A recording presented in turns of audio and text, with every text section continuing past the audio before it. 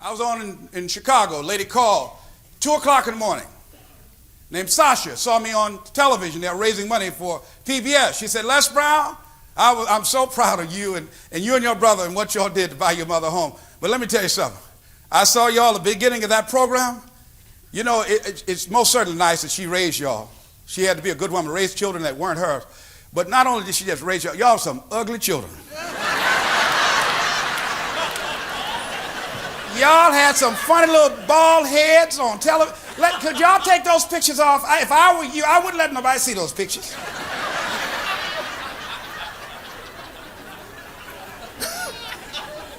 I mean, I didn't even ask her to do that for me. 2 o'clock in the morning, she called me and told me that. Boy, y'all some homely kids.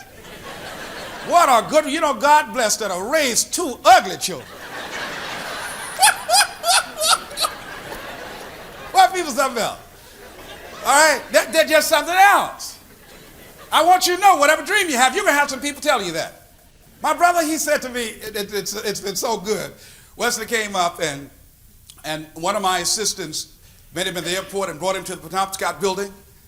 And she said he walked her all over the Penobscot building. He said, is this an important building in Detroit? She said, yes. So he got off the elevator, 21st floor, and got off and saw my office name there. She said his eyes got big, and he came in and he said, oh. Now this is the same person. Every time we had a holiday, I'd go home. Wesley's the master at talking about you and being a dream buster. I mean, a proud dream buster.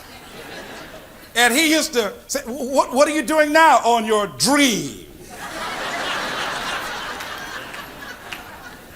And the table gets silent. Well, Wesley, this is my year. Oh, I think we've heard that before, haven't we, Margaret? Well, this year is different. This is my year. Didn't we hear that before? Yes, Wesley. Why don't you get you a real job rather than beating your gums together? Mama said, Leslie, you know, they still might take you back down at Sears.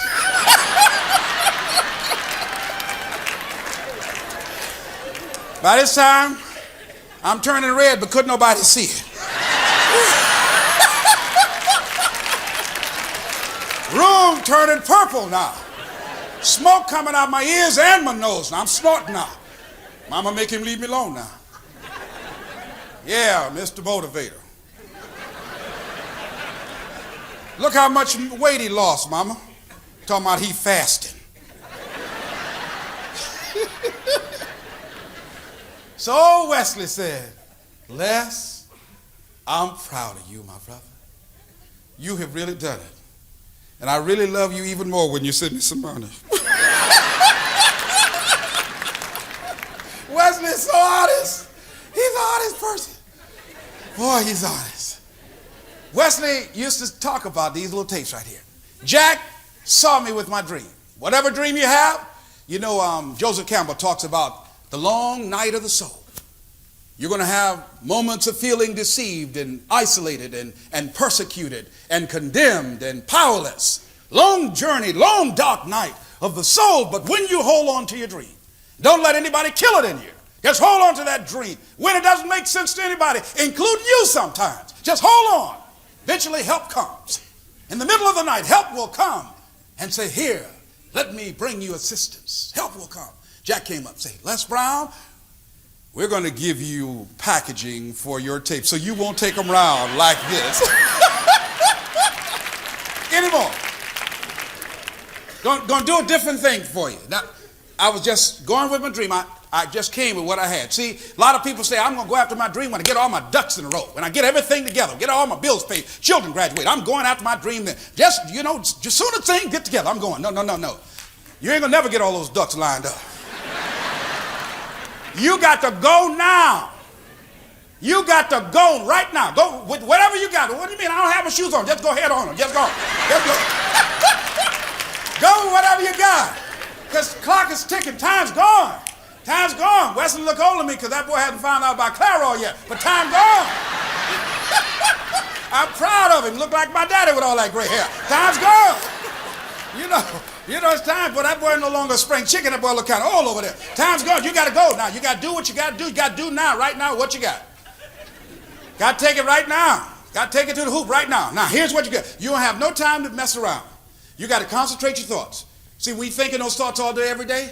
You got to focus those thinking. Those thoughts have power. Whoa, they have power. But you got to harness it. You got to, I want to tell you 2 steps, but there are going to be several, but it's 2 big ones. Here's one, is that whatever you want, you got to focus your thinking. You own it, zero in on it, think about it, focus your thoughts. Now, as you do that, you're growing in consciousness, and that will increase your manifesting power. Some things will happen quickly, some things take longer, but after a while, remember, some of y'all know 5 years ago I couldn't do what I'm doing right now. I couldn't draw these numbers right now. But as I've grown in consciousness, so has been my capacity to manifest larger audiences and the results that I want to produce in my life. But I concentrated. What are some of the tools you use? Here you go. You know, I got that little card in here. I saw that little gold card. It's inside you. Look in your little thing there. If you don't have one, we'll give you one. Got a little card here. This is your mind say, now this is Mickey Mouse. What are we going to do with this little card? Don't worry about it. Don't worry about what that chitter chatter says. Don't worry about that. Here's what this little card says. My gold mine. I am blessed and highly favored. Read that, please. Get up in the morning. You want to get up feeling like that. You're blessed. And you are. See, I'm blessed, highly favored. That means you highly favored to get your goal. Start feeling like a winner. Start feeling like you are an attraction for good things.